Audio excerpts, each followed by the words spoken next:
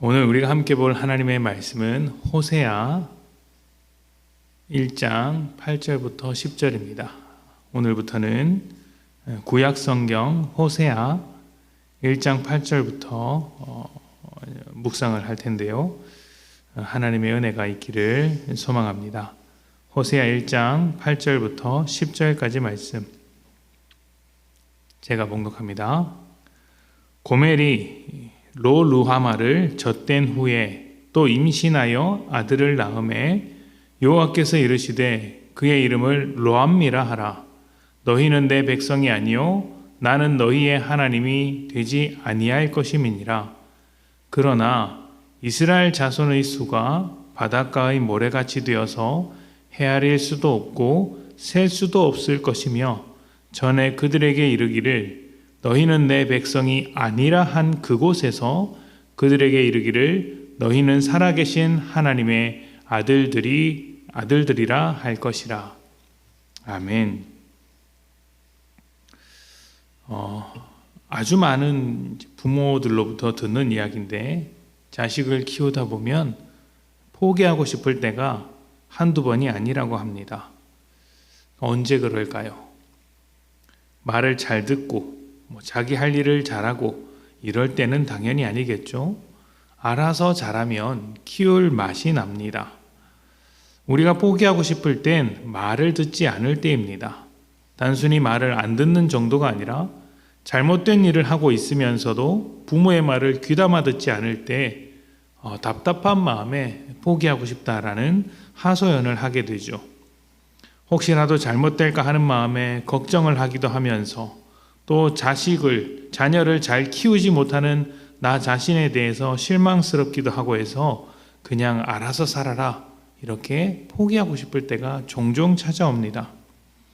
그런데 막상 그렇게 말을 하더라도 포기하지 못하는 게 또 부모죠.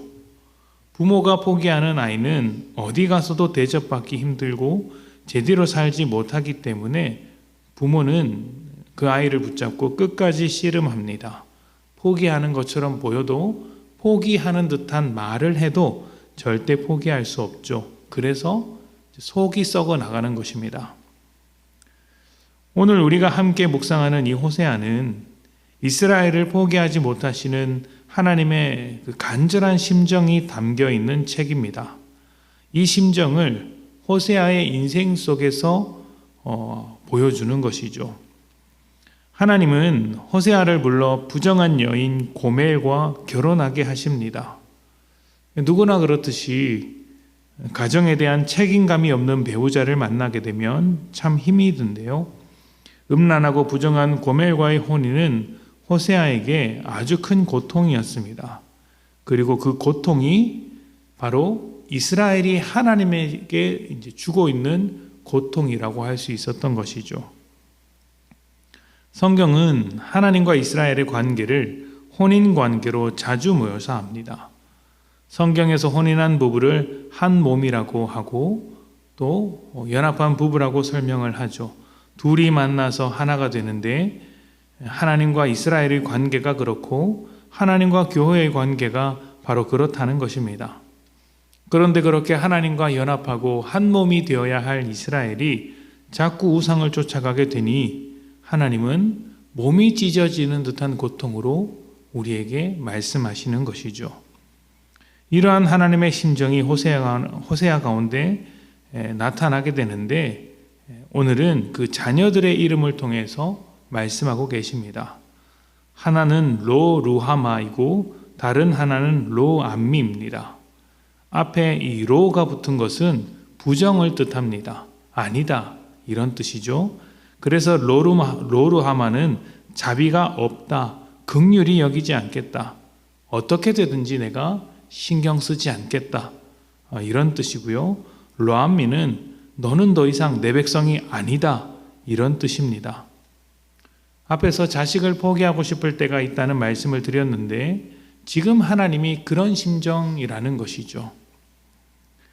그런데 하나님께서 이렇게까지 말씀하시는 이유가 무엇일까요? 이스라엘의 반복적인 죄, 우상을 향한 반복적인 태도입니다. 변하지 않고 반복적으로 계속해서 하나님을 따라가지 않고 우상만을 쫓아갔기 때문입니다. 잠깐 하나님을 섬기는 것 같아도 이내 우상으로 돌아가서 우상의 문화를 따르고 우상을 섬깁니다. 이런 이스라엘이 얼마나 답답했으면 하나님께서 다 포기하겠다. 너는 이제 내 백성이 아니다. 나는 너에게 관심을 끊겠다. 이렇게 말씀하시겠습니까? 그러나 이런 한탄도 사실은 사랑하기 때문에 하시는 것이죠. 정말 포기하면 오히려 화를 내지 않습니다. 무관심해집니다.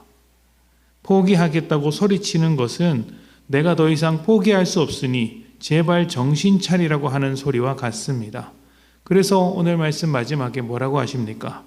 내 백성이 아니라 한 그곳에서 하나님의 아들들이라는 소리를 듣게 하겠다 말씀하십니다.